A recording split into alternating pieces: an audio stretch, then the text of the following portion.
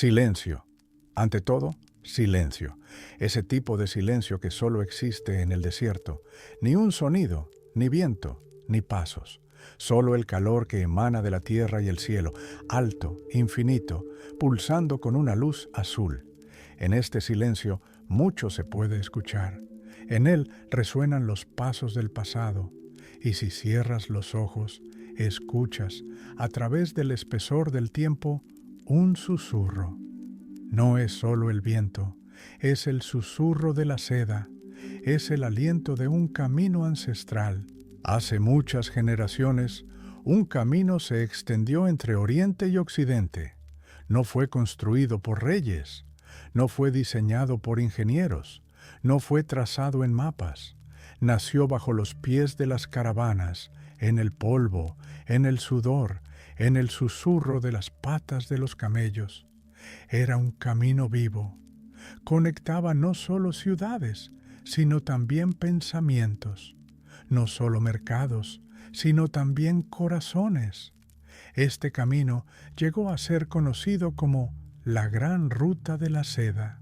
Comenzó muy lejos en el este, entre montañas y campos de arroz, en un país donde los emperadores vestían túnicas amarillas y los imperios eran concebidos como el universo.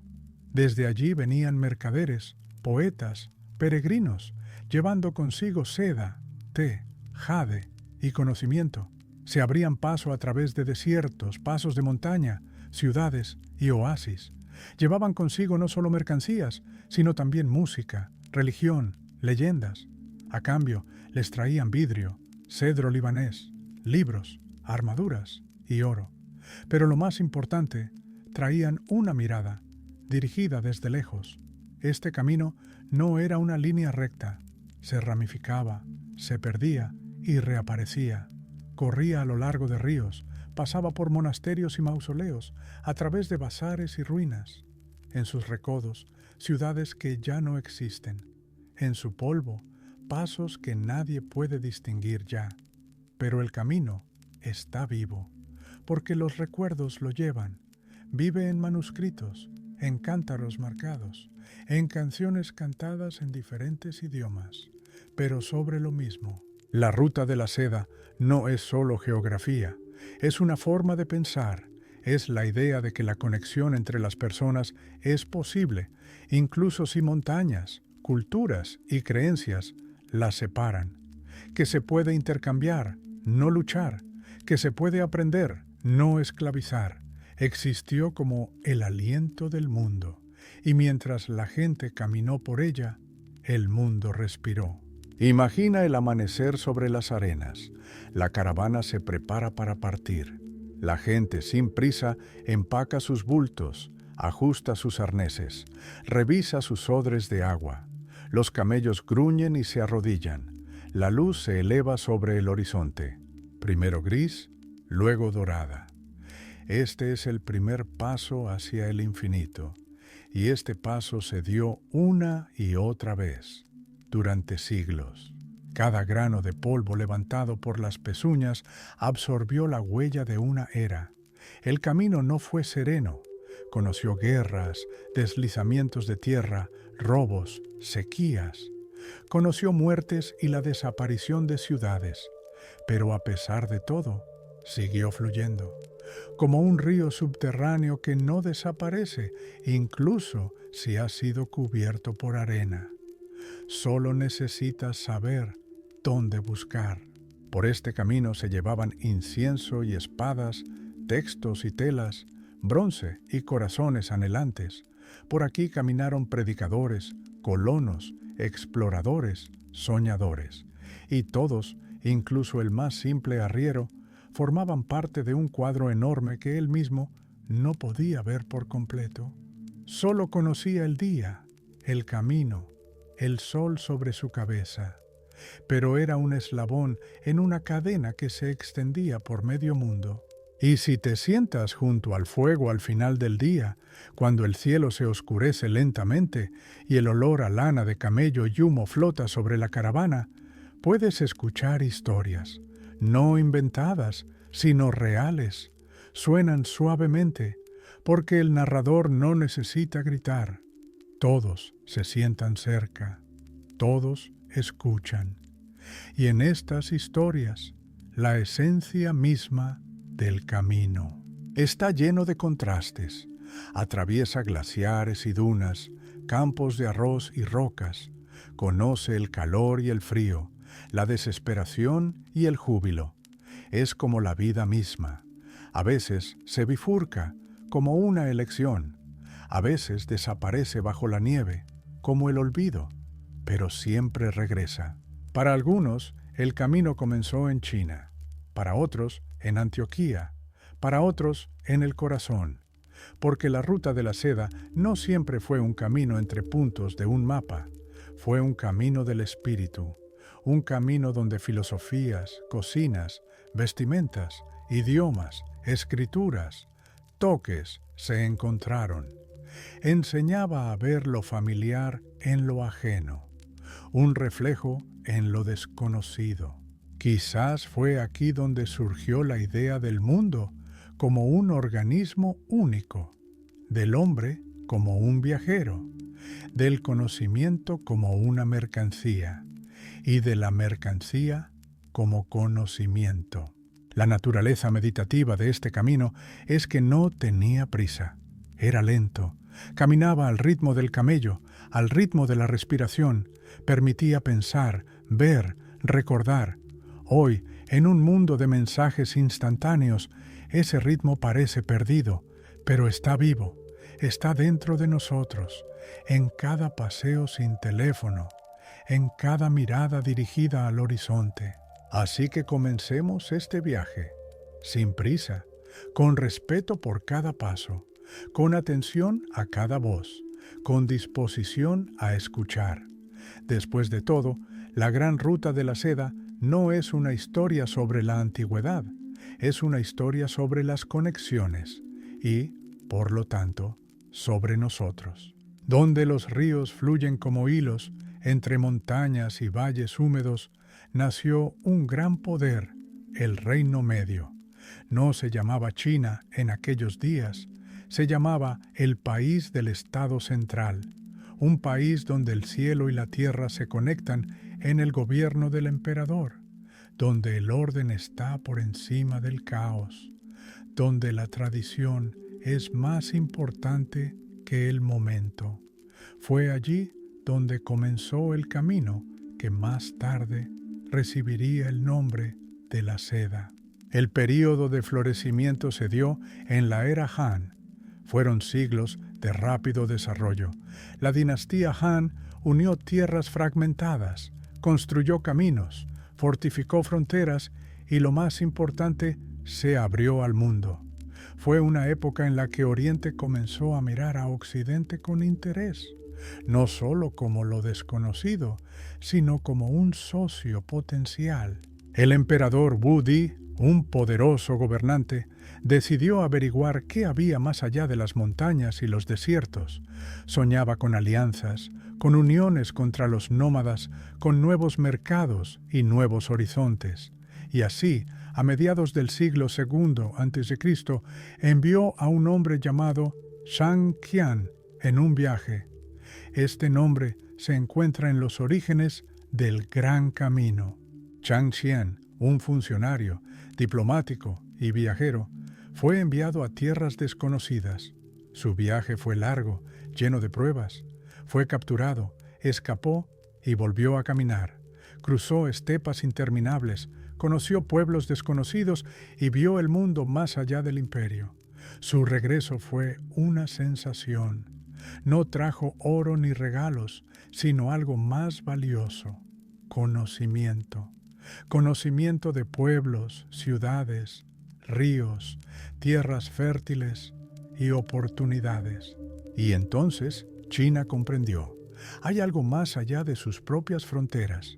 Hay otro mundo, no hostil, sino desconocido. Así comenzó la gran diplomacia de la seda. No solo se vendía, se pagaba por alianzas, se regalaba a reyes. Sus telas cubrían las paredes de los palacios. La seda se convirtió en algo más que tela. se convirtió en un símbolo de la grandeza china, de la sofisticación, de una artesanía sin igual, fina como el ala de una mariposa, fuerte como la lealtad, elegante como el pincel de un artista. Desde las provincias ahora llamadas Henan y Shanxi, los hilos de seda se extendían hacia el oeste. En Chang'an, la capital del imperio, comenzaban caminos que conducían al vacío. Era una ciudad de belleza y orden, palacios, templos, jardines, calles donde se mezclaban los aromas de incienso y tinta, el susurro de los pergaminos y el repique de las campanas. En esta ciudad nacían ideas, nacían caravanas, nacían leyendas. Chang'an se convirtió en una puerta de entrada al mundo. Aquí se formaban las caravanas, aquí se reclutaban los arrieros, aquí se discutían las noticias de las fronteras, y desde aquí partían las caravanas, cargadas de seda, laca, porcelana, té y jade. Las caravanas iban hacia el oeste, hacia Taklamakan, hacia Ferganá, hacia Persia. Iban para regresar o para desaparecer para siempre. El camino era peligroso. Montañas y ladrones, calor y frío, tramos intransitables. Pero incluso ante estas dificultades, la gente caminaba, porque no solo el dinero los impulsaba, la esperanza los guiaba, que más allá de las montañas habría nuevos amigos, que en el otro extremo, otra persona con la que podrían hablar, incluso si no tenían un idioma común. Los artesanos chinos produjeron seda durante generaciones, alimentaban a los gusanos de seda con hojas de morera, recogían los capullos, los hervían, desenrollaban y tejían. Cada pieza de tela contenía el trabajo de docenas de manos, y todo esto para que un hilo delgado, brillante bajo el sol, se convirtiera en un velo, un vestido, un estandarte. La seda no solo adornaba, hablaba de estatus, de gusto, de conocimiento y del camino. Pero no solo la seda venía de China, también partían ideas, el confucianismo, el taoísmo, el budismo, tres corrientes que llenaron la vida espiritual del imperio. El budismo vino de fuera, pero se hizo nativo. El taoísmo nació aquí, en las montañas y la niebla. El confucianismo se convirtió en la base del pensamiento estatal. Estas enseñanzas no lucharon, se entrelazaron como hilos. En la arquitectura de la época se percibe el espíritu del camino, templos donde los muros no encierran el espacio, sino que lo liberan, jardines donde la naturaleza no se somete al hombre, sino que conversa con él, esculturas donde el rostro de Buda no es un parecido, sino un espejo. Todo recordaba, el camino comienza dentro. La Cancillería Imperial llevaba listas, creaba rutas y mantenía posadas. Los caminos se tendían no solo con pezuñas, sino también con decretos. China comprendió, abrir Occidente requiere un sistema, y se creó un sistema, pesos, monedas, telas uniformes, estatutos de caravanas uniformes. No era solo un flujo de mercancías, era una civilización en movimiento. La gran China conocía su fuerza, pero también su soledad. El camino se convirtió en un puente. Dio al imperio un espejo. En este espejo vio lo extranjero y se reconoció a sí misma. Imagina a un mercader que parte de Chang'an, se para al borde de la calle, con bultos de mercancías a sus pies. A su alrededor, el ruido de la ciudad, el olor a té, los gritos de los porteadores. Sabe, su viaje durará meses, puede que no regrese, pero va, porque más allá del horizonte no es solo un mercado. Allí un encuentro, allí otra persona que necesita sus palabras, su tela. su mirada. Así comenzó el camino. Dentro del reino medio, en el corazón del imperio, en la mano que sostenía un hilo de seda, en un paso dado hacia el oeste. Si el camino comienza en el corazón, entonces el desierto es su prueba. La ruta de la seda, al moverse desde Changán, se encontró una vez con el vacío, arenoso, sin vida, deslumbrantemente dorado, Taklamakan, un mar de arena, sin orillas, sin agua, sin piedad. Su nombre suena como una advertencia. Entrarás, pero no saldrás. Y, sin embargo, la gente entró, porque el camino pasaba por él. Taklamakan no es solo un desierto, es un antiguo espejo del mundo. Aquí todo está expuesto. El sol, como una espada, la arena, como el tiempo, el viento, como una voz, olvidada hace siglos. En este silencio, la ruta de la seda se hizo real, sin adornos, sin embellecimientos. Aquí se decidía quién era digno de continuar el viaje y quién se quedaría en la arena. Para cruzarlo, las caravanas se dividían. Algunas tomaban la ruta del norte, a través de los oasis de Hami, Turpan, Kucha. Otras, la del sur, a través de Khotan, Yarkand, Cherchen. Ambas ramas rodeaban el corazón central del desierto. Un camino directo era imposible. Allí, la muerte. Pero incluso en estos caminos de circunvalación, las caravanas se perdían. La gente desaparecía. La arena se los llevaba sin dejar rastro. Y, sin embargo, había ciudades en esta tierra, oasis, gotas de vida en un océano de arena. Había muchos, y la mayoría de ellos han desaparecido. Solo quedan los nombres: Kashgar, Khotan, Lulan, Kashgar, una encrucijada de mundos, una ciudad donde se encontraban chinos, sogdianos, iraníes, indios y turcos. Aquí se hablaban docenas de idiomas. La gente comerciaba, se casaba y oraba. Era una ciudad no de piedras, sino de personas, sus miradas, sus acuerdos, sus dudas. Khotan, la tierra del jade. Aquí se extraía una piedra a la que los chinos atribuían santidad. El jade se consideraba el cuerpo de la tierra. Lo usaban emperadores, sacerdotes y poetas. Khotan fue el hogar de arquitectos y comerciantes, narradores y artistas. Sus casas eran de barro, sus calles de polvo, pero en sus ojos vivía un horizonte lejano. Loulan, una ciudad fantasma, desapareció. Fue cubierta por la arena. Sus templos ya no escuchan oraciones. Sus calles ya no dan la bienvenida a los pasos. Pero los arqueólogos la encontraron. Encontraron restos, telas, tumbas. Encontraron el rostro de una mujer cuyo cuerpo se conservó en el desierto, como un aliento congelado del tiempo. Este rostro, el rostro de la princesa Lulan, es diferente a cualquier otro. Mira a través de los siglos, permanece en silencio, pero dice: recuerdo. En estas ciudades el desierto no conquistaba, se negociaba con él. La gente construía canales, plantaba álamos y extraía agua de las montañas. Creaban un mundo a partir de gotas, y cuando llegaban las caravanas, eran recibidas. Se les daba refugio, comida, descanso, pero lo más importante, se escuchaban sus historias, porque cada viajero llevaba algo más que mercancías. Llevaba el camino. Imagina una caravana, camellos, uno tras otro. Los pies se hunden en la arena.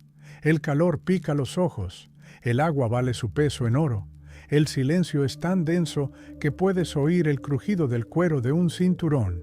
Pero adelante, un espejismo centellea, o quizás una ciudad real, y cada paso, esperanza, que exista, que no sea una ilusión. Las caravanas también viajaban de noche, bajo la luna, cuando la arena perdía su calor, cuando las estrellas eran como lámparas para el viajero. La arena crujía, las pezuñas golpeaban el suelo con un sordo estruendo.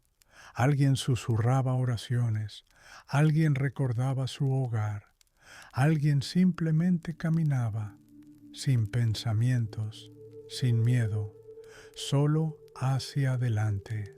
En los campamentos junto al fuego se contaban cuentos de hadas, sobre espíritus del desierto, sobre gigantes de arena, sobre tesoros escondidos bajo las dunas. La gente creía que el desierto estaba vivo, que oía, que hablaba, a veces en un susurro, a veces en una tormenta. En estas historias nació una conexión, porque ninguna cultura cruzó el desierto de la misma manera. Chinos, sogdianos, indios, persas, árabes, romanos, todos lo miraban con sus propios ojos, pero el miedo era común, al igual que el respeto. No se puede construir una casa sobre arena, pero se puede dejar un rastro, y las caravanas lo hicieron. A veces, sus huellas se encontraban siglos después, surcos de ruedas, agujas de hueso, sombras de edificios. Todo esto, un eco. Todo esto, partes de un mapa en el que el desierto no es hostil, sino honesto. Taklamakan es un examen. Si lo superabas, te convertías verdaderamente en parte del camino. Si no, te convertías en parte de la arena. Pero el camino no se detuvo. Incluso cuando las ciudades morían, cuando los manantiales se secaban, cuando los caminos desaparecían, la gente caminaba. Porque al otro lado del desierto había luz. Allí esperaban, allí esperaban. El desierto no mata, prueba, y si caminas a través de él, escuchando su aliento, puedes oír palabras antiguas, no en un idioma, sino en un ritmo, en el susurro de la arena, en el rodar del viento, y entonces comprenderás, el polvo no es suciedad, el polvo es memoria, y el camino que lo atraviesa no es solo un camino, es el aliento de la historia. El desierto sabe guardar secretos. Donde el viento tararea en el único lenguaje del silencio, surge una sensación como si la tierra misma estuviera meditando. Y si caminas hacia el oeste, a lo largo del borde norte del Taklamakan, donde los pináculos arenosos dan paso a salientes rocosos, de repente se abre un valle y sobre él se alza Dunhuang, una ciudad puerta donde las caravanas se detuvieron durante siglos para tomar aliento antes de un nuevo empuje. La gente recordaba cómo era el agua, la sombra, la fruta y la oración. Y un poco más allá del bullicio de la ciudad, en la pared rocosa, como cuentas dispersas, se esconden cientos de cuevas. Se llaman las grutas de Mogao o las cuevas de los 1000 Budas. La leyenda dice, un monje llamado Lesun caminó desde el Reino Medio hacia las regiones occidentales, llevando un rollo de sutras y una sola jarra de agua. Al final de largos días de viaje, cuando sus ojos ya difuminaban el horizonte con el cielo, tuvo una visión. Un Buda dorado flotaba en el resplandor del atardecer e iluminaba el acantilado con un brillo carmesí. Así que el monje se detuvo y comenzó a tallar un nicho en la suave arenisca para colocar allí su revelación. La primera cueva era diminuta, solo unos pocos codos, pero los frescos ya vivían en sus paredes. Lotos, nubes, leones guardianes. Una chispa se encendió y después del monje llegaron artesanos, mercaderes, funcionarios, generales, peregrinos. Todos querían dejar luz. A lo largo de los siglos, las grutas se multiplicaron. Había cada vez más, la quinta docena, la séptima, y al final de la dinastía Tang, cientos. Dentro de ellas vivía un silencio coloreado con pigmentos minerales, terracota, azur, malaquita. En algunas paredes, Buda estaba sentado en absoluta paz. En otras, predicaba, pisando la tierra con una expresión de suave fuerza. Más allá aún, había escenas de cuentos Jataka, vidas pasadas, donde Buda, siendo un rey o un siervo, se ofrecía como un regalo a la idea de la compasión. Los frescos se pintaron en capas, como la memoria. Un artista se iba, otro venía, sin borrar el trazo anterior. Así las paredes se convirtieron en una crónica donde se inscribieron los siglos. Las grutas de Mogao no son ni un museo ni un templo en el sentido habitual. Son más bien páginas de meditación, extendidas al aire libre. Cuando una caravana se acercaba a Dunhuang, los viajeros a menudo no iban inmediatamente al bazar, sino a las cuevas. Se quitaban las sandalias, entraban bajo el arco bajo, y el silencio parecía presionar una mano en su frente. El murmullo de camellos del camino se desvanecía, el ruido del mercado retrocedía, dejando solo el sordo latido del corazón y el susurro de un mantra flotando de una fuente desconocida.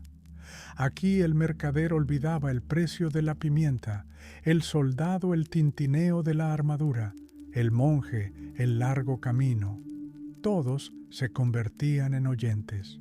Los frescos no solo adornaban las paredes, eran un mapa. En uno, un puente que cruzaba el río del Samsara.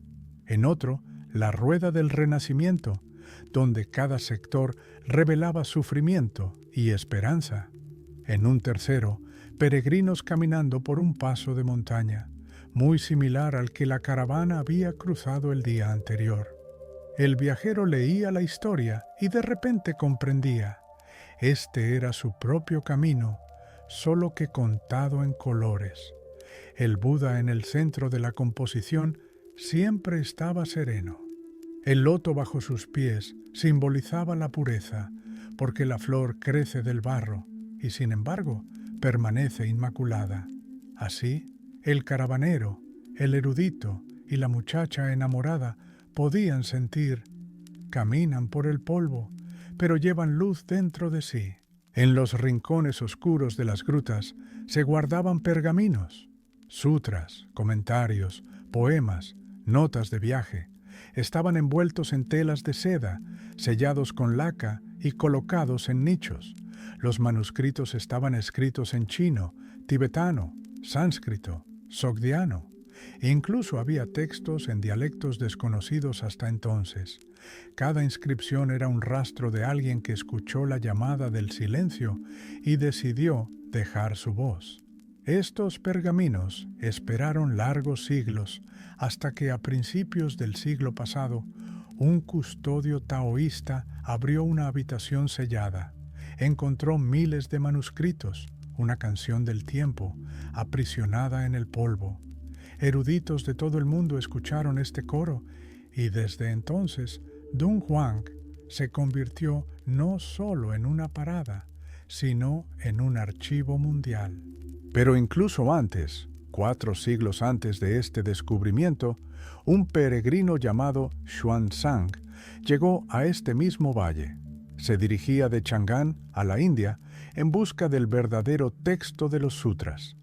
El viaje le llevó casi 2 décadas.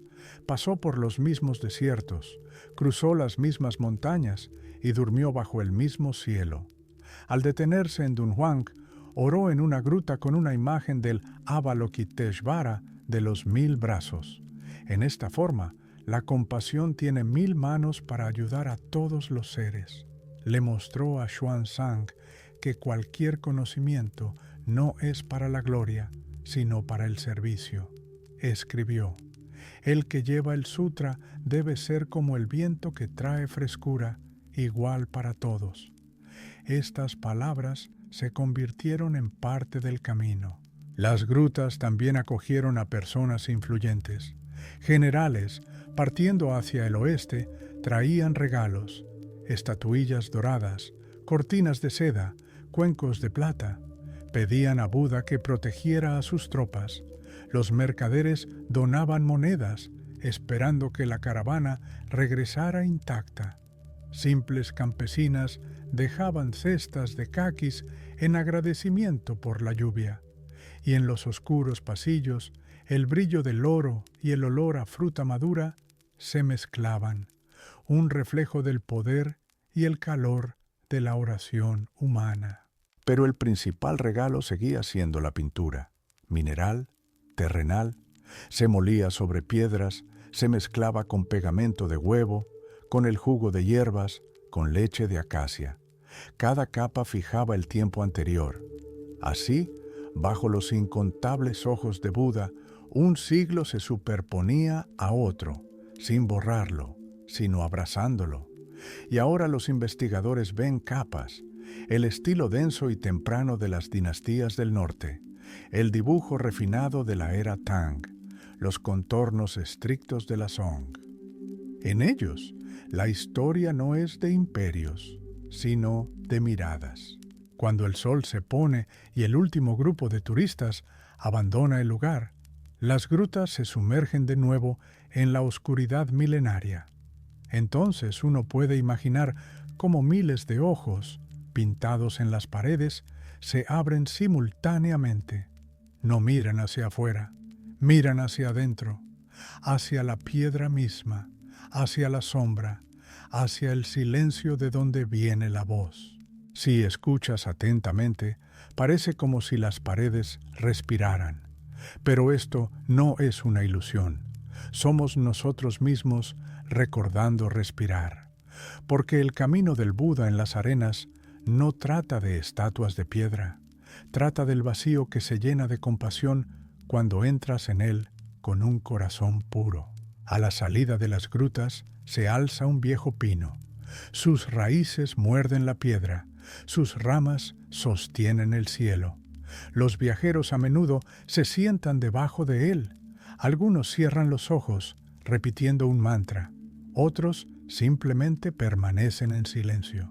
Y en este silencio, el desierto y la oscuridad de las cuevas se conectan con el pecho humano. Se convierten en un único campo.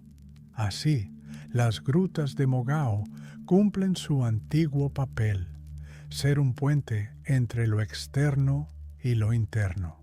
Cuando la caravana se pone de nuevo en marcha, el polvo se asienta en los zapatos.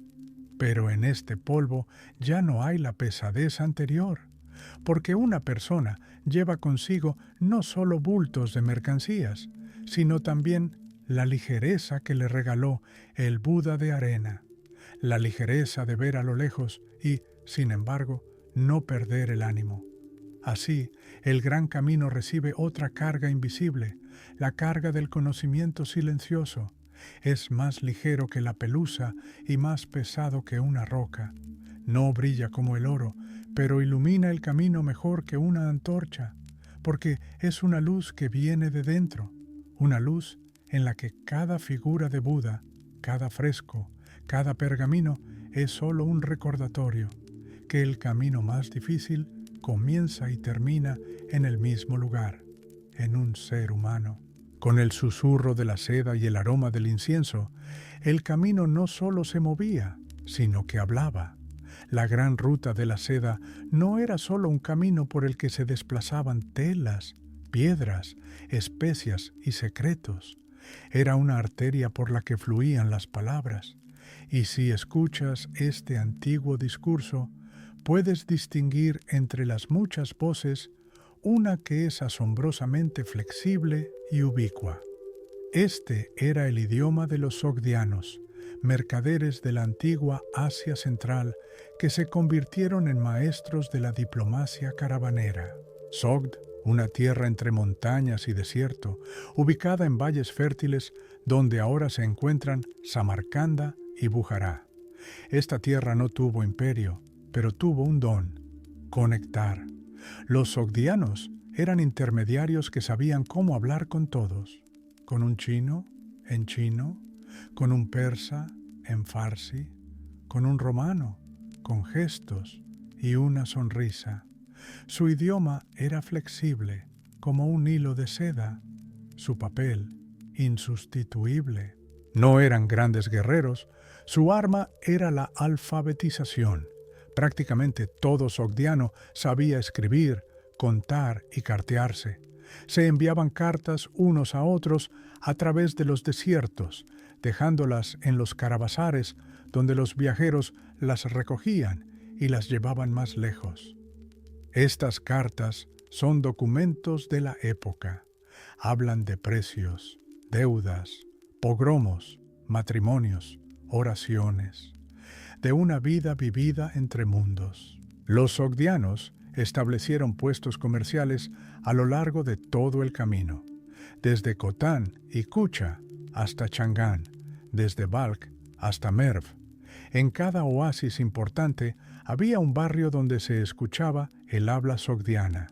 También se construían allí templos para sus dioses, se organizaban escuelas y se abrían casas de té.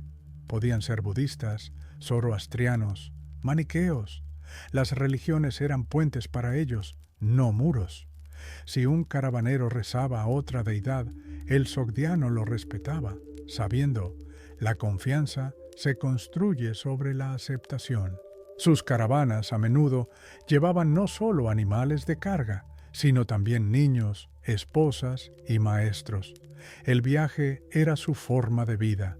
Un niño de 5 años conocía los nombres de ciudades que nunca había visto. Las niñas aprendían a clasificar especias y a reconocer telas.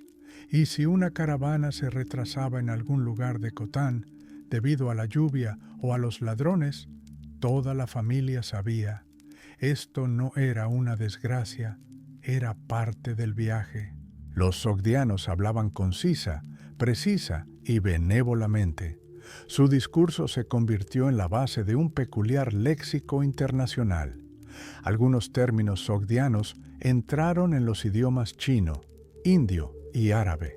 Su escritura se convirtió en el prototipo de la escritura uigur y luego mongola. Llevaban la alfabetización como el fuego, no por poder, sino por conexión. En sus cartas aparece una palabra casi sagrada: esperanza. No beneficio, no ganancia, no miedo. Esperanza de que más allá del paso habrá otro, dispuesto a conversar. Esta palabra unía el camino. Las posadas sogdianas, los caravasares, no eran solo lugares de descanso, eran clubes, escuelas, intercambios y templos a la vez. En ellos se contaban noticias, se debatía el precio del azafrán, se discutía filosofía, se bebía vino y se escribían cartas a casa. A veces, estas cartas no llegaban. A veces, encontraban al destinatario años después. Pero cada hoja estaba escrita como un mensaje a través del desierto. Un cronista chino escribió que los sogdianos eran personas con varios corazones en el pecho. Sabían cómo sentir a otro, incluso si era un extraño. Sabían cómo ceder para ganar. Sabían cómo guardar silencio para escuchar. Eran considerados astutos, sí, pero también honestos. Si un sogdiano prometía entregar una carga, lo hacía. Incluso si el viaje llevaba meses, incluso si el precio era su propia reputación. Para ellos, una palabra era una mercancía de no menos valor que el jade o las especias. Algunos de ellos alcanzaron altas posiciones. En la capital china, Chang'an, había barrios sogdianos. Sus líderes se convirtieron en funcionarios, sus hijos, personas nobles, pero siempre se mantuvieron a sí mismos. En sus casas ardían lámparas pintadas con símbolos nativos. Les contaban a sus hijos sobre la lejana Samarcanda, incluso si habían nacido en China. Conservaban su comida, sus costumbres, sus canciones. Los sogdianos eran artistas del comercio. Su pincel, papel, sus pinturas, lenguaje, su obra, el espacio entre mundos, en el que nadie se siente ajeno. Cuando la caravana entraba en la ciudad, el sogdiano iba primero. Negociaba con los guardias locales, con los dueños de las posadas, con los representantes de las autoridades. Dirigía la conversación de tal manera que ninguna de las partes perdiera la compostura. Su discurso era un puente por el que incluso aquellos que no se fiaban el uno del otro podían pasar. Y si la ruta de la seda conectó una vez Oriente y Occidente, fue posible en gran parte gracias a los sogdianos, aquellos que conocían el valor del silencio, el peso de una palabra y la música del entendimiento mutuo. Desaparecieron, como muchos otros pueblos, pero su idioma permaneció en las cartas, sus nombres en inscripciones en las paredes de las grutas, su espíritu en la idea misma del camino. El camino no siempre es un camino, a veces es una pared, alta, fría, silenciosa. La gran ruta de la seda, habiendo cruzado estepas y desiertos, tarde o temprano se topó con montañas. No eran colinas o crestas, eran gigantes, cordilleras, que se alzaban hacia el cielo. Se las llamaba con diferentes nombres, Tian Shan, Kunlun, Karakorum, pero las más difíciles y sagradas son las puertas del Pamir.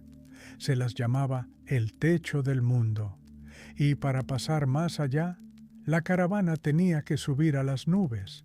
El Pamir no perdonaba la debilidad. Sus glaciares guardaban el silencio de milenios. Sus gargantas resonaban con desprendimientos de rocas. Sus pasos podían ser cerrados por una tormenta de nieve incluso en verano. Donde el aire se enrarecía, la respiración se volvía entrecortada. Los pulmones parecían recordar lo que era ser un pez fuera del agua. Pero aún así, la gente caminaba, porque sabían, más allá del paso, otro mundo. Y no había otra manera. Los ascensos tomaban días, a veces semanas. Los camellos no podían soportarlo. Entonces las cargas se transferían a yaks o se llevaban a mano. La gente se ataba con cuerdas para no perderse en la niebla. Pasaban la noche en cuevas, junto a hogueras, en grietas de rocas. Se cubrían con mantas, poniendo pieles debajo. A veces simplemente se acostaban, acurrucados, compartiendo el aliento. En altitud, todo se intensifica. Puedes escuchar tu corazón latiendo en tus sienes. El viento no es solo aire, sino una voz. No lleva palabras, lleva presencia. En estos lugares, una persona ya no se siente como el amo, es un invitado. Debe pedir permiso para pasar. A tales alturas es fácil creer en los espíritus. Las montañas están llenas de cuentos. Se creía que los guardianes vivían en sus picos. A veces ayudan, a veces prueban. Alguien contó cómo vio una silueta en la niebla señalando el camino. Otro, cómo escuchó risas de niños cuando casi perdía el conocimiento. Estas historias no eran ficción, eran un intento de explicar cómo seguimos vivos. Paso de Torugard, Paso de Irkeshtam, Carabel. Estos nombres sonaban en los oídos de los caravaneros como encantamientos, cada uno de ellos como una frontera entre mundos. Cruza y estás en otro país, respirando otro aire, bajo otras estrellas. En las cumbres se encontraron pirámides de piedra. La gente las apilaba con piedras planas, como oraciones. A veces se colocaba un trozo de tela encima, en memoria de los que no lo lograron. El viento ondeaba esos trapos como banderas, y cada nuevo viajero añadía una piedra. Así la montaña se convertía en una crónica de pisadas. Pero no solo el miedo y la superación acompañaron el viaje. También había inspiración en las montañas. Los artistas describían cómo la luz se deslizaba sobre la nieve, cómo las sombras de las nubes caían sobre los glaciares, cómo el cielo se volvía más oscuro y las estrellas más cercanas. A veces, por la noche, parecían tan brillantes que el viajero olvidaba dónde estaba la Tierra y dónde el universo. Por la mañana, los glaciares crujían, el sol picaba los ojos, los que caminaban se alineaban en una cadena, manteniendo el ritmo. En las subidas nadie hablaba, las palabras eran demasiado pesadas, solo quedaba la música de la respiración y el crujido de la piel estirada sobre el lomo del animal y el raspado de los patines y la respiración corta, entrecortada. Cuando la caravana llegaba al paso, la gente se sentaba y guardaba silencio durante un largo tiempo. Algunos bebían agua de una cantimplora, otros simplemente miraban hacia abajo, de donde habían venido. En esos minutos había de todo: miedo, victoria, agotamiento, gratitud. Y luego, el descenso, no más fácil, a veces incluso más peligroso. Pendientes pronunciadas, caminos sueltos, precipicios, pero abajo, vegetación, aire, suavidad. Y de nuevo, ciudades, gente, bazares. Pero el que había cruzado el paso ya era diferente. En las montañas a veces se encontraban monasterios en cuevas, hechos de piedra. En ellos vivían ermitaños. Algunos eran tibetanos, otros indios. No salían de sus celdas durante años. Sus rostros eran como rocas, sus palabras como un puñado de piedras. Los peregrinos entraban, recibían bendiciones y escuchaban parábolas. Una vez, un mercader le preguntó a un viejo monje: ¿por qué vives aquí, donde ni siquiera los pájaros vuelan? El monje respondió: porque aquí oigo respirar el universo. Y el mercader llevó estas palabras consigo, junto con telas, marfil y piedras preciosas, porque eso también era una mercancía, solo que para el corazón. Perecieron en los pasos, no por enemigos, sino por la naturaleza: avalanchas de nieve, desprendimientos de rocas, mal de altura. Una caravana podía perder la mitad de sus animales de carga, 3 personas y una semana de viaje. Pero aún así, continuó, porque más allá de la cresta comenzaba una nueva tierra, con nuevas oportunidades y con una nueva esperanza. Donde el aire es tenue, es más fácil respirar la verdad. La gran ruta de la seda no pasó por estas alturas por casualidad. No buscaba un camino fácil, buscaba un camino que transformara, un camino que exigiera, un camino que no solo diera bienes, sino también experiencia.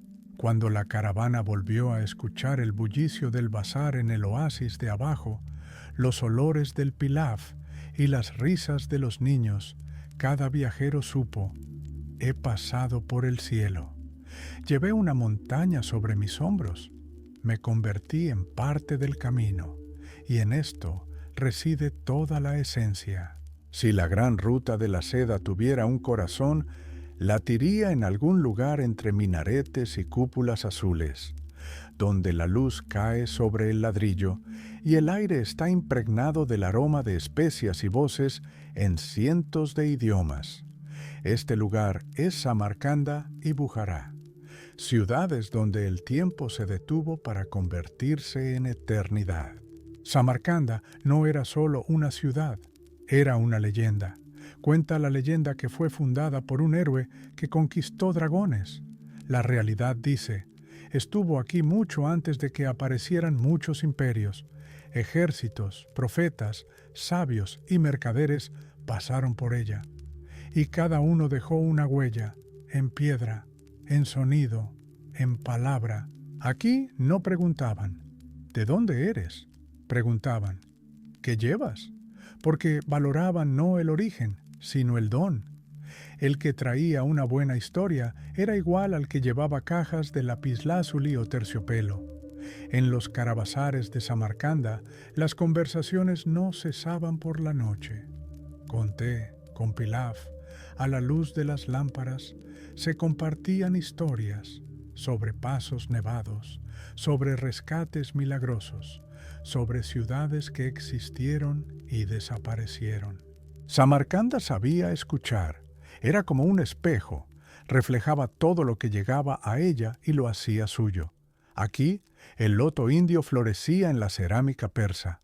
Aquí, un patrón chino se posaba en la seda local. Aquí, la filosofía griega se discutía bajo una cúpula árabe. Todo se fusionaba, sin perder su singularidad.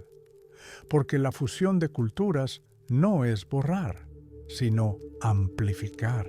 Por las calles caminaban ancianos con turbantes, niños con camisas bordadas, mujeres con cestas de granadas. La música llenaba el aire, flautas, tambores, una suave melodía. A veces el tintineo de cuencos de cobre, a veces la llamada del almuédano, a veces el canto de los pájaros reunidos en el minarete. En el centro de la ciudad estaba el bazar. Sus olores eran tan densos como la tela. Menta, azafrán, nueces, zumo de granada. El mercado era como un mapa viviente del mundo. Aquí se podía comprar vino de Khorasan, harina de la India, jade de China, y escuchar el idioma de cualquier región. Los traductores estaban en cada tienda, pero más a menudo en el corazón. Porque si vienes con buenas intenciones, serás entendido. Bujará, hermana de Samarcanda. Si Samarcanda era un sueño, Bujará, un aliento, más tranquila, un poco más sobria, pero no menos profunda. Sus calles no gritaban, susurraban. Sus cúpulas no deslumbraban, calentaban. Sus sabios eran más callados, pero más sabios. Aquí vivieron poetas, sufíes, maestros. En las madrazas, los estudiantes se sentaban con libros en sus regazos. A las puertas del bazar, narradores con multitudes de oyentes. Aquí, las palabras no se perdían. Aquí se pesaban. En las tiendas, alfombras, cerámicas, libros. Alfombras como mapas, cerámicas como símbolos, libros como estrellas. Por la noche, Bujará enmudecía. Solo las linternas se reflejaban en los depósitos de agua. Solo los pasos de un viajero resonaban en los callejones y se podía oír a la ciudad respirar, lenta, profundamente, como una persona que ha soportado mucho, pero no ha perdido la claridad. Dicen que quien bebe agua de un pozo de Bujará regresará, porque la ciudad no deja entrar el cuerpo, sino el alma. Y el alma recuerda. Tanto Samarcanda como Bujará no eran solo puntos en un mapa, eran nudos de significado. Aquí, personas que nunca se habían visto se encontraban y de repente se hacían cercanas, porque la seda no solo unía telas, unía corazones. Eruditos y mercaderes, poetas y soldados, todos bebían de las mismas copas. Todos estaban junto a las mismas paredes, todos miraban las mismas estrellas y comprendían, no somos tan diferentes, tenemos un camino a través del tiempo, a través de la arena, a través de nosotros mismos. Las caravanas se marcharon, el polvo se levantó, pero las ciudades permanecieron, porque no eran solo piedra, sino memoria. Hoy en día, los turistas fotografían minaretes y cúpulas, leen nombres de calles, prueban dulces, pero si te quedas un rato, te sientas en los escalones de una mezquita, cierras los ojos, puedes escuchar una voz antigua. No habla, canta, sobre el camino, sobre el comercio, sobre los encuentros, sobre el amor. es la gran ruta de la seda misma. El camino conducía más allá, a donde el desierto se convertía en un teatro de dioses, donde las columnas se alzaban entre la piedra y el sol, como congeladas en una danza. Esta era Palmira, una ciudad visión, una ciudad eco, una ciudad donde Oriente y Occidente se daban la mano y se quedaban asombrados. Palmira surgió como un espejismo y se mantuvo como una leyenda. En arameo se la llamaba Tadmor, ciudad de las palmeras datileras. Un oasis en las arenas del desierto sirio, se convirtió en una encrucijada para las caravanas que viajaban de Mesopotamia a Fenicia, de Persia a Egipto, de China a Roma. Seda, especias, jade, pergaminos, perfumes, conocimiento, todo pasaba por Palmira, y todo dejaba una huella. Majestuosas columnatas se extendían por muchos cientos de pasos. No solo soportaban las bóvedas de los edificios, sino también el simbolismo de la conexión mundial. Frontones griegos descansaban sobre capiteles orientales. Inscripciones latinas coexistían con arameo y griego. Forma y palabra se fusionaban como sueños y realidad. El templo principal de la ciudad, el santuario de Bel, se erigía como un corazón. Bel era un dios nacido de conceptos sumerios y babilónicos, pero en Palmira adquirió rasgos que recordaban a Zeus y Ra, Mitra y Ahura Mazda. Se convirtió en el dios del encuentro, el dios de la síntesis. Aquí oraban mercaderes, filósofos, guerreros, peregrinos. Aquí no preguntaban, ¿cómo llamas a tu Dios? Aquí preguntaban, ¿con qué has venido? Zenobia, reina de Palmira, se convirtió en un símbolo de independencia. Sabia, valiente, brillante, llevó a la ciudad a la libertad de Roma. Sus campañas, sus cartas, su biblioteca, todo hablaba de que Palmira no era solo un puesto comercial, era un centro capaz de pensar, actuar, soñar. Y aunque Roma finalmente la conquistó, el espíritu de Zenobia no desapareció. Se convirtió en el viento entre las columnas. Las calles de Palmira estaban bañadas de luz. La piedra blanca reflejaba el sol y la ciudad brillaba como una estrella caída en el desierto. Las arcadas cubiertas proporcionaban sombra del calor. En los bazares se hablaban docenas de idiomas. Se vendían ánforas, telas, amuletos, escritos, incluso recetas de aceites y ungüentos, traídos de la lejana India. Por las tardes, la ciudad se quedaba en silencio, pero no era silencio, sino escucha. Escucha de la arena, del cielo, del aliento de las columnas. Un viajero podía tumbarse a los pies del templo y observar cómo las estrellas caían sobre los entablamentos. Sentía que no estaba solo en una ciudad, sino en una historia que había comenzado antes que él y que seguiría sonando después. El agua de la ciudad fluía por canales subterráneos, se distribuía con precisión, como una gema preciosa. Las palmeras datileras susurraban sobre los jardines. Sus sombras caían sobre mosaicos que representaban leones, peces, uvas y criaturas míticas, todo lo que unía la tierra y la imaginación. Las caravanas entraban en Palmira a través de un monumental arco triunfal. Este gesto arquitectónico declaraba: no solo has entrado en una ciudad, has entrado en un espacio de conexión. Aquí se podían encontrar embajadores, sacerdotes, filósofos y amantes. Aquí se soñaba. Y los sueños no eran ridiculizados. Se les daba un lugar. El templo de Baal Shamin, dios del cielo, era ligero, casi etéreo. Sus columnas parecían cuerdas. Sus sombras jugaban en las losas. A veces parecía que el aire mismo zumbaba, y los viajeros de pie bajo estos arcos, decían que se sentían más cerca del cielo. Los arquitectos de la ciudad entrelazaron números y proporciones para que la piedra cantara. Los complejos de templos tenían patios interiores donde se podía escuchar el eco de la propia alma. Las fuentes se construyeron para que las gotas marcaran rítmicamente el pulso del espacio. No era solo una ciudad, era música en piedra, pero nada es eterno. Palmira soportó incursiones, terremotos, guerras.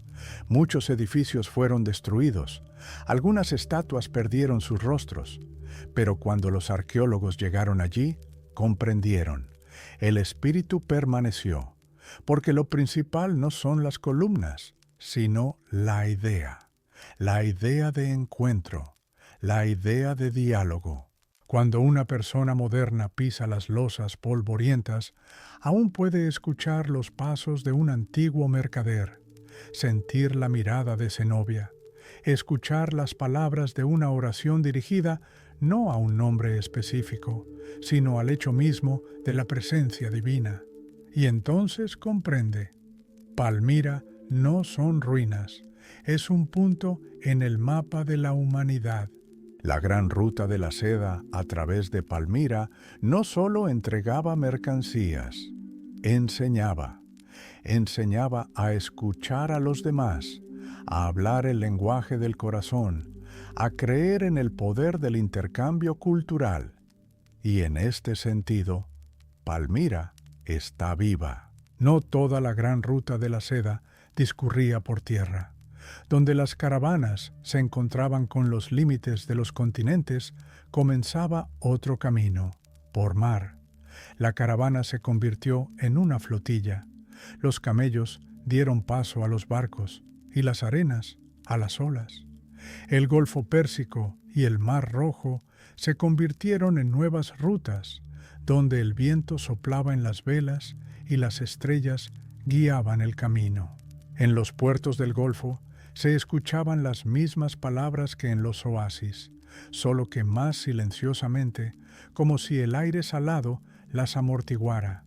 Aquí las caravanas terminaban en los muelles y la carga se transfería a los barcos, barriles, ánforas, sacos y cofres. Los dedos de los mercaderes tocaban las cuerdas, como si estudiaran nuevas líneas del destino. Los barcos de madera permanecían meciéndose en el agua, listos para llevar seda y especias, incienso y textos más allá, a donde la tierra ya no podía continuar el viaje. Uno de los puertos clave era la ciudad de Siraf, en la costa del Golfo Pérsico. Desde aquí, los barcos navegaban hacia el sur, hacia Omán, Yemen y más allá, hacia el Mar Rojo y las costas egipcias. Los porteadores descargaban las mercancías con una paciencia desarrollada a lo largo de los siglos. Los marineros miraban al cielo. Sus brújulas eran las estrellas. Los viajeros rezaban a diferentes dioses, pero con una sola petición: que el viento fuera favorable y las olas tolerables. El mar no era menos peligroso que el desierto. Tormentas repentinas, arrecifes submarinos, piratas. A veces los barcos desaparecían para siempre. A veces regresaban sin velas, pero con ánforas intactas y personas agotadas. Los mercaderes conocían el precio del riesgo, pero también conocían el precio de la suerte. La vida en los barcos era diferente. El espacio era limitado, pero el cielo era vasto. Comían arroz, pescado seco, agua de barriles, a veces frutas compradas en pueblos costeros. Por la noche, el barco crujía como un anciano contando un cuento de hadas, y el mar respondía con salpicaduras y rugidos. Los que no dormían miraban las estrellas, los que dormían las veían en sus sueños. El Mar Rojo era estrecho, como un corredor entre mundos. Sus aguas reflejaban el cielo como un espejo. Los barcos navegaban a lo largo de la costa árabe, deteniéndose en puertos: Adén, Mucala Yeda. Aquí se intercambiaban bienes por agua, alimentos, cuerdas y bendiciones. A veces se encontraban sufíes recitando poesía en la orilla. A veces sabios que no comerciaban con cosas, sino con palabras. Las desembocaduras de los ríos que fluían hacia el mar estaban cubiertas de manglares. Los pájaros gritaban en el aire caliente. En los pueblos costeros, los niños miraban los barcos como un milagro. Para ellos eran bestias exóticas que traían olores desconocidos y telas brillantes. El viaje duraba semanas, a veces meses. Los marineros rezaban a las estrellas, maldecían la calma, cantaban canciones de remo. Los mercaderes escribían en sus cuadernos cuántos sacos, qué se compró dónde, a quién entregar qué. Algunos escribían diarios. Sus líneas sobrevivieron. 5.º día, mar en calma. 6.º, las gaviotas señalan la costa. 7.º, el viento amainó. Las velas cuelgan como un sueño. A veces se escuchaban risas en el barco. A veces llantos. A veces silencio. Era especial. El silencio en el agua no es la ausencia de sonido, es la presencia del espacio, cuando no hay a dónde ir, sino dentro de uno mismo. Las ciudades portuarias recibían a la caravana marítima con ruido. El barco atracaba. El capitán abrazaba a un viejo conocido que estaba en la orilla. Los mercaderes se encargaban de los almacenes. Los trabajadores descargaban las mercancías. Todo estaba bien engrasado, todo a ritmo. En algún lugar del puerto se escuchaba el tintineo de cuencos de cobre. En algún lugar el grito de un mercader. En algún lugar la canción de una mujer. La parte marítima de la ruta de la seda era como un aliento entre frases. Inesperado, pero necesario. Sin él, el camino no estaría completo. Aquí la seda absorbía sal, los pergaminos, humedad, y la gente, nuevas perspectivas. A través del Mar Rojo, los barcos navegaban hacia la península del Sinaí y más allá hacia la Alejandría egipcia. Allí comenzaba otro capítulo, pero el recuerdo de las noches en el mar, del viento, de las gaviotas volando por la popa, permaneció, y cada viajero, al pisar tierra, guardaba silencio por un momento, porque sabía, no solo había cruzado el mar, había cruzado una parte de sí mismo. El mar se abrió, y en su espumosa extensión se alzó una silueta, torres, cúpulas, columnas, una ciudad que brillaba a la luz del amanecer. Esta era Alejandría, las puertas de Egipto, las puertas de la antigüedad, las puertas del conocimiento. Los barcos que llegaban de Oriente entraban en su puerto como en un templo. No eran recibidos por una persona, sino por la luz. Este era el faro, el gran faro, que se alzaba en la isla del mismo nombre, una de las maravillas del mundo. Su fuego ardía en la cima de una torre de más de 100 metros de altura. De día reflejaba la luz del sol, de noche una llama alimentada con resina y aceite. Se veía a decenas de kilómetros y cada marinero sentía estaba casi en casa. El puerto de Alejandría zumbaba como un bazar. Aquí los barcos eran descargados y nuevos eran cargados inmediatamente. Las grúas funcionaban, los heraldos gritaban, los niños corrían, distribuyendo agua. Los mercaderes orientales entraban en una ciudad donde no solo les esperaban socios comerciales, sino también sorpresas. Alejandría no era solo un puerto, era un símbolo. Alejandro Magno la fundó, pero el espíritu de la ciudad se convirtió en una mezcla de razón griega, sabiduría egipcia y sutileza oriental. Mitos y ciencias, lenguas y acentos, estrellas y manuscritos se fusionaron aquí. En el centro de la ciudad se alzaba la gran biblioteca, un lugar donde se guardaban cientos de miles de pergaminos. Había textos de Babilonia, China, India y Grecia. Si un barco entraba en el puerto, los funcionarios revisaban. ¿Tienen los mercaderes libros nuevos? Si encontraban alguno, hacían copias. El original se guardaba, la copia se devolvía. Así crecía la biblioteca, como un árbol cuyas raíces llegaban a todas las civilizaciones. Sabios trabajaban en la biblioteca, traducían, comentaban y debatían. Uno sabía geometría, otro astronomía, un tercero medicina. Discutían sobre números y significados, sobre dioses y planetas, sobre el aliento de la tierra y el poder del fuego. Sus discursos eran como música, no siempre comprensibles, pero siempre profundos. Un caravanero relató: «Vine por tela, pero me quedé un mes. Cada noche me sentaba en las escaleras del templo, escuchando a un anciano explicar por qué Sirio no es solo una estrella». Así, el viaje se convirtió no solo en comercio, sino también en educación. En Alejandría se alzaban templos, griegos con columnas, egipcios con bajorrelieves, y nuevos, ya cristianos. Todos convivían. La ciudad no dividía, unía. Esta era su fuerza. En los mercados se hablaba latín, copto, griego, siríaco, persa e indio. Los mercaderes sonreían, discutían y cerraban tratos. Vendían mirra, papel, telas, piedras, hierbas y oro. Pero lo más importante que se vendía era la confianza. Sin ella, ningún trato funcionaba. El faro permanecía como un guardián silencioso.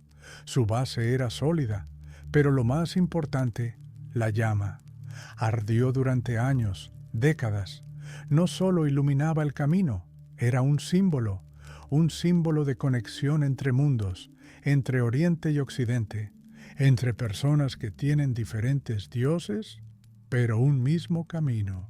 Cartas enviadas desde aquí llegaban a Roma, Antioquía, Cartago. Estaban escritas en pergamino, con letra pulcra. Llevaban noticias. Hemos llegado. Seda entregada. Nuevo pedido cerrado, esperando el regreso con sándalo y masilla. Pero entre líneas, otro mensaje resonaba. He visto una ciudad donde se guardan los pensamientos del mundo. En las calles de Alejandría trabajaban escribas. Por unas pocas monedas componían cartas para los analfabetos. Un anciano dictó una carta a su hijo. Ahora vives en Siria, pero no olvides que Alejandría es tu hogar. Otro pidió que le dijeran a su esposa: regresaré pronto, te compré seda azul, como te gusta. Y el escriba asintió, sabiendo: esta también es una historia, esta también es una ruta de la seda, de corazón a corazón. En las tabernas de la calle bebían bebidas de uva, comían pan plano y contaban cuentos. Uno contó cómo salvó una caravana de una tormenta de arena. Otro, cómo vio una luz en un templo que no estaba en el mapa. Todos reían, pero todos creían. El camino no es solo lo que llevas, sino lo que te lleva. Entre las columnas y las calles deambulaban niños. Jugaban a barcos y caravanas, a sabios y sacerdotes. Tenían un mundo grande, diverso, asombroso. Y en este mundo, Alejandría era como un nudo en un hilo que conectaba todo. Y por la noche, cuando el viento amainaba y las olas abrazaban suavemente la orilla, el fuego en la torre del faro seguía ardiendo. Su luz caía sobre el agua, y todo viajero que lo miraba sabía: hay un lugar donde camino y conocimiento, comercio y sabiduría son uno. El camino se extendía como un hilo, trazado entre eras. Desde las montañas de Asia, a través de desiertos y mares, las caravanas alcanzaron su límite. Allí, donde los foros zumbaban y se alzaban arcos de mármol, donde la gente hablaba latín, vestía togas, debatía en el Senado y bebía vino bajo el susurro de las ramas de laurel. Esta era Roma. Para un viajero oriental, Roma era como un espejismo, pero al revés. No en el desierto, sino en piedra. No lo atraía con agua, sino con monedas. No con palmeras, sino con columnas. Era una ciudad donde el camino concluía, convirtiéndose en riqueza, y donde la seda adornó por primera vez los hombros de los emperadores. Seda, ligera, fluida, casi ingrávida, en Roma se convirtió en objeto de deseo, envidia, lujo. Los romanos no entendían de dónde venía. Llamaban seres a quienes la traían. Al principio pensaban que la tela crecía en los árboles, luego que se tejía con telarañas. La verdad, sin embargo, era distante y casi inalcanzable. Gusanos de seda, hojas de morera, artesanos del Reino Medio, desconocidos para el emperador. Los senadores se indignaron. Decían: la seda corrompe a las mujeres, ablanda a los hombres, amenaza nuestra virtud. Pero sus esposas ya llevaban túnicas translúcidas que brillaban como las olas del Tíber, y los mercaderes contaban sus ganancias. Por una onza de seda recibían su peso en oro. Roma no era solo un punto final, era un espejo. Todo lo que venía de Oriente, especias, incienso, jade, conocimiento, adquiría aquí nuevas formas. Las vestiduras romanas se cosían con seda china, las alfombras persas se convertían en cortinas de villas, nuevos mitos nacían de leyendas orientales. En las calles de Roma se encontraban personas que habían viajado de la India a Egipto, de Siria a Cartago. Decían: llevé especias a través de Palmira. Oh, mi abuelo construyó barcos en Omán. Sus historias estaban vivas, sus huellas reales. Los romanos envidiaban, pero también admiraban. Oriente les parecía no solo exótico, sino también una fuente. Miraban espejos de China, bebían té que traía paz, olían almizcle sin saber su origen, pero creyendo que era el aliento de los dioses. En las casas de la nobleza aparecieron estatuillas orientales. En las bibliotecas, traducciones de parábolas orientales. En los baños no solo se discutía de política, sino también de misteriosas medicinas de la India. Surgieron religiones orientales, el culto a Mitra, los cultos de Ishtar e Isis. Todas ellas siguieron los pasos de la ruta de la seda, escondidas en las almas, no en la arena. El viaje terminó al pie del Capitolio. El mercader, que había cruzado montañas y mares, pudo por fin exhalar. Aquí le pagaron en oro, pero sintió, el valor no estaba en las monedas, sino en lo que había visto, en rostros, en palabras, en las voces del viento en desfiladeros estrechos. Era rico no solo en bienes, sino en memoria. Los foros de Roma recordaban los pasos de estas personas, los templos escuchaban sus oraciones, las fuentes reflejaban sus rostros. Desaparecieron entre la multitud, se disolvieron en la eternidad, pero dejaron una huella, no en mármol, sino en telas, no en bronce, sino en palabras. Y el camino, terminado aquí, comenzó de nuevo en los pensamientos de alguien, en nuevas caravanas, en el aroma de sándalo en pergamino. La gran ruta de la seda llegó a Roma y no desapareció.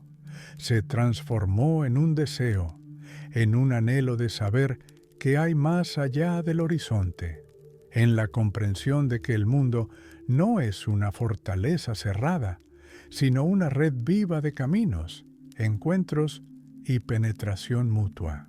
Y cuando el sol se alzaba sobre el foro, por un momento se podía discernir en sus rayos un ligero brillo dorado, como si un hilo de seda se deslizara por el aire. Desde China, a través de los corazones, a través de los siglos, directo a Roma. El camino nunca fue solo una calle de un solo sentido. Las caravanas regresaban, los mercaderes daban la vuelta, y junto con telas y mercancías iban otros hilos invisibles, pensamientos, historias, imágenes.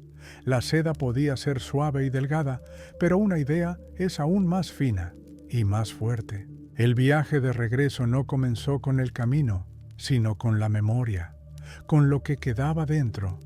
Los mercaderes orientales llevaron de Roma no solo oro, sino también historias sobre templos, sobre personas en togas, sobre gustos que nunca antes habían conocido. Hablaban de anfiteatros romanos, de esculturas que parecían vivas, de leyes escritas en piedra. Las ideas viajaban en caravana, a través de Siria, Mesopotamia, las mesetas iraníes. Se convertían en conversaciones, de las conversaciones en nuevas comprensiones del mundo. Conceptos romanos, términos latinos, filósofos griegos aparecieron en sus escritos entintados. El viaje de regreso fue un camino de cultura. Las religiones también siguieron este camino. A través de los puertos orientales, las ideas de un Dios único llegaron a Arabia. A través de Palestina, partieron los primeros textos que se convirtieron en sagrados. A través de Egipto, ideas sobre la vida después de la muerte, no solo como supervivencia, sino como un significado superior. Estas creencias se encontraron, debatieron, entrelazaron. Las caravanas traían tanto incienso como escrituras. Las tecnologías regresaron. De Roma a Asia llegaron ideas sobre acueductos, hormigón y fortificaciones. En Siria comenzaron a construir cúpulas inspiradas en Occidente. En Persia se aplicaron métodos de ingeniería romana. Pero a la inversa, el conocimiento oriental de la medicina, las hierbas y la geometría inspiró a médicos y arquitectos occidentales. La música y las danzas eran transportadas con las caravanas, como el viento. En algún lugar de un patio de Bújara, un instrumento parecido a una cítara romana comenzó a sonar. En algún lugar de Damasco, una danza adoptó una forma vista en una villa italiana. El arte era un vagabundo incansable, para quien las fronteras no significaban nada. La caravana seguía avanzando y en sus sacos no solo había telas y especias, sino también fragmentos de canciones, trozos de proverbios, recetas e incluso chistes. Así se transmitía el alma de la época y estaba viva. Algunas ideas no se comprendieron de inmediato. Algunas se perdieron, algunas se transformaron, pero las más resistentes se convirtieron en parte de la vida cotidiana. Así, el concepto romano de ley penetró en los códigos orientales. Así, los símbolos orientales adornaron los frescos occidentales. Así, en Italia, aparecieron palabras cuyas raíces provenían de Persia o la India. El viaje de regreso no fue menos peligroso. Las arenas no tuvieron piedad con los fatigados. Los ladrones esperaban en los caminos. Las enfermedades en las desembocaduras de los ríos. Pero los que regresaron sabían, llevaban más que mercancías, llevaban una chispa. Los niños nacidos a lo largo de la ruta de la seda a menudo tenían orígenes mixtos, su piel como el sol, sus ojos como el viento, su habla como una melodía de dos modos, no eran de ningún lugar, eran de todas partes. Las ideas ampliaron el mundo. A través de ellas se construyeron nuevos caminos, no en la tierra, sino en las mentes. Lo que parecía ajeno se hizo comprensible. Lo que asustaba provocó respeto. El viaje de regreso no llevó a lo viejo, sino a lo nuevo. No fue un regreso, fue una continuación. La seda volvió a China, pero no la misma que antes. Llevaba el olor del mar, el polvo de los foros, el aliento del faro de Alejandría. Estaba imbuida de historia. Las ideas no se pesan en balanzas, no se pueden medir, pero son la carga principal. Quienes las llevaban lo hacían casi imperceptiblemente, pero fue gracias a ellos que el mundo se hizo entero. No todas las ciudades a lo largo del camino permanecieron vivas. Algunas desaparecieron, como sueños. No fueron conquistadas por ejércitos, ni quemadas por incendios, ni destruidas por enemigos. Simplemente se desvanecieron. La arena cubrió las calles, el viento se llevó los sonidos, y solo el tiempo sabía dónde yacían sus ruinas. Así, la ruta de la seda comenzó a disolverse, no de inmediato, sino de forma irrevocable. Donde estuvo Lulán, ahora hay silencio. Esta ciudad, a orillas del lago Lob Nur, alguna vez dio la bienvenida a las caravanas, ofreciendo paz, comida e información.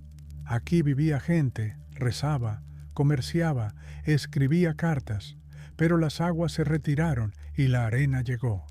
Los muros de arcilla se desmoronaron, los techos se derrumbaron. De Lulán solo quedaron fragmentos de papiros y cabellos enredados en las telas funerarias. Taklamakan, el desierto entre oasis, engulló docenas de estos asentamientos. A lo largo de las rutas de las caravanas, la gente se marchó sin esperar la destrucción. Sintieron el aliento del vacío. Las caravanas visitaban cada vez menos estas tierras. Las rutas comerciales cambiaron, como los lechos de los ríos. Palmira, la ciudad de los dioses y las columnatas, también se convirtió en ruinas. Su belleza se hizo silenciosa. El mármol se desgastó. Las torres se derrumbaron. Pero incluso en ruinas, Palmira no perdió su poder. En el silencio de sus calles, los arqueólogos escucharon ecos de caravanas. Algunas ciudades fueron engullidas por las selvas, algunas por las montañas, algunas simplemente desaparecieron de los mapas. Solo se conocían en leyendas.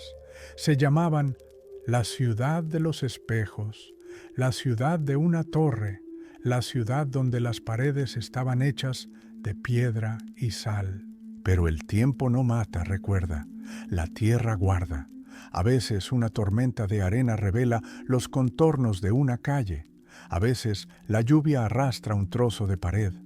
A veces un arqueólogo recoge una tablilla de arcilla y ve nombres. Tirita, hijo de Orundes. Jane, un mercader de Samarcanda. Y los nombres se convierten en voces. Las cartas encontradas en cuevas hablan de la vida, de órdenes, disputas, amor. Alguien pide que le den a su esposa un pañuelo de seda. Alguien que le devuelvan una deuda. Alguien envía a su hijo una bendición. Todas estas personas vivieron, bebieron agua de pozos, durmieron bajo las estrellas, creían en el mañana. Los arqueólogos son los nuevos mercaderes. No traen mercancías, sino memoria. Excavan, registran, interpretan. Sus caravanas están hechas de pinceles, linternas, diarios. Su camino no es a través de tierras, sino a través de capas. Y cada fragmento encontrado es como un pequeño destello del gran camino. En el silencio de los desiertos se encuentran grutas budistas con frescos. En ellas, imágenes de caravanas, cielos, demonios y santos. Se han conservado porque la arena cubrió las entradas, porque nadie las perturbó, porque el tiempo no es un enemigo, sino un guardián. Algunas ciudades desaparecieron porque la geografía cambió. Los ríos se secaron, los vientos cambiaron, el clima se alteró. La gran ruta de la seda era un sistema vivo. Dependía del agua, la seguridad y la economía. Y cuando estos hilos se rompieron, el camino se desmoronó, como una tela que había perdido su fuerza. Pero en la gente permaneció, en el lenguaje, en los patrones, en las leyendas, en la arquitectura, en palabras que llegaron de lejos. Aunque nadie volviera a recorrer esos caminos, la memoria siguió caminando. Las sombras del tiempo no asustan, son suaves, susurran. No eres el primero, sigues pasos, pero los pasos también son un camino. El mapa de la ruta de la seda ahora se parece más a un cielo estrellado. Algunos puntos son más brillantes, otros más tenues. Algunos se han apagado, pero juntos todavía señalan el camino donde los sueños se encontraron. A veces parece que un camino es solo una línea en el suelo, polvo, piedras, curvas, pero un camino no es geografía, es una imagen, es un estado mental. El mundo mismo es un camino y el hombre un eterno vagabundo. No importa cuántos hogares construyamos, siempre hay un anhelo de ir más allá del horizonte, más allá de la colina, más allá de la niebla. La gran ruta de la seda no fue solo una ruta comercial, se convirtió en un símbolo de movimiento, un símbolo de todo lo vivo que se esfuerza por conectar. Una persona con un fardo, una persona en un camello, una persona al timón, es la misma persona. Está buscando, no solo mercancías, está buscando significado, verdad, luz.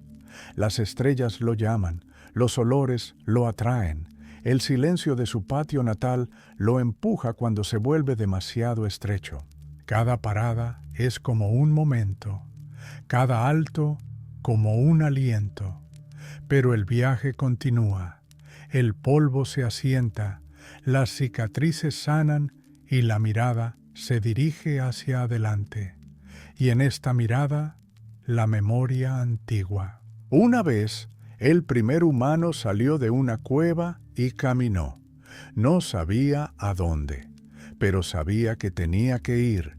Así comenzó la historia, y en cada era hubo sus propios caminos, sus propias rutas de seda, entre ciudades, entre ideas, entre corazones. La ruta de la seda nos enseña que no hay fronteras, solo están en nuestras mentes. Cuando un mercader de China saludó a un sabio en Samarcanda, no hubo guerra ni enemistad entre ellos, solo hubo interés, respeto, deseo de comprender. Cada viajero lleva consigo un trozo de su tierra natal y lo deja donde visita. Así, los cuentos de hadas chinos se escucharon en los bazares de Siria. Así, los tratados griegos se leyeron en la India. Así, las alfombras persas se admiraron en Roma. Viajamos no solo por tierra, sino también a través del tiempo.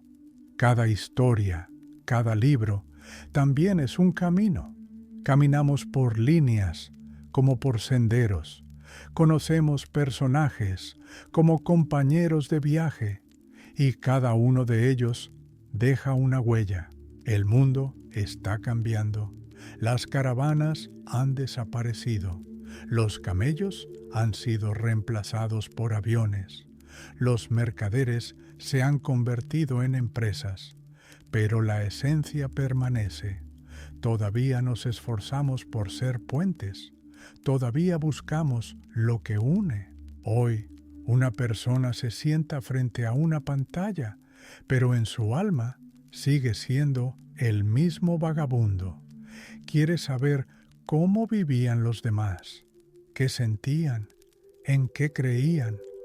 Recorre la ruta de la seda digital, de cultura en cultura, de idioma en idioma. Y quizás, justo ahora, al escuchar esta historia, alguien sentirá un viento levantarse dentro de sí, no alarmante, sino llamando. No dice, vete, susurra, comprende, comprende el camino, compréndete a ti mismo, porque no somos estatuas, somos vagabundos. Noche, desierto. La caravana se detuvo. Los camellos se acostaron en la arena cálida. La gente encendió un fuego. La llama parpadea con el viento, proyectando sombras en las colinas. No se escuchan voces ni pasos, solo el crepitar de la leña y el susurro de la ropa. Alrededor, oscuridad. Sobre la cabeza, estrellas, tantas que parece como si el cielo mismo se hubiera convertido en un camino. Parpadean, brillan, observan a los viajeros como espíritus guardianes. Alguien dice que las estrellas son los ojos de los ancestros. Alguien que son la luz de las esperanzas congeladas en la altura. Pero nadie discute. Las estrellas guían. La gente se sienta junto al fuego. Alguien bebe té caliente. Alguien saca una flauta. El sonido es tenue, transparente, como el aire sobre la arena. No requiere palabras. Es una canción en sí misma, una canción del camino, una canción de la memoria. Un anciano cuenta una historia. Habla suavemente, pero todos escuchan. Cuenta sobre un joven caravanero que una vez se perdió en las montañas, de cómo fue salvado por un guía que no dijo ni una palabra, y cómo ese joven más tarde se convirtió en mercader y luego en maestro. Y cada vez que contaba esta historia, no mencionaba nombres, porque podría haber sido la historia de cualquiera de ellos. La llama se refleja en sus ojos, y cada uno ve lo suyo en ella. Algunos, el hogar, algunos, el camino, algunos, un rostro, olvidado hace mucho tiempo, pero aún vivo en el corazón. La noche fluye, la caravana descansa, pero el tiempo no duerme. Como el viento, se mueve entre las grietas a través de los pliegues de la tela, a través del aliento de los durmientes. Toca la frente del centinela, la mano del mercader, el hombro de una joven que emprende su primer viaje. Dice, eres parte de algo más grande. No estás solo. La ruta de la seda nunca fue solo una ruta. Fue el aliento del mundo. Fue una línea sobre la que se sostenía la confianza. Fue un camino por el que la gente llevó luz, en sacos, en palabras, en sus corazones. Ahora el camino está casi olvidado, pero en el silencio del desierto todavía se puede escuchar el tintineo de los colgantes en los arneses de los camellos, suaves risas, los gritos de los guardias. Estos no son fantasmas, esta es la memoria. No muere, solo espera a que alguien vuelva a preguntarse, ¿qué hay más allá del horizonte? Por la mañana la caravana seguirá adelante. Las huellas quedarán de nuevo en la arena y luego desaparecerán. Pero la luz encendida en los corazones permanecerá. No necesita un camino, es el camino mismo. Y donde quiera que te encuentres, tú que escuchaste esta historia, recuerda, en cada paso, en cada mirada, en cada sueño, tú también eres parte de la gran ruta de la seda. Duerme tranquilamente. La llama no se ha apagado, simplemente se ha convertido en una estrella.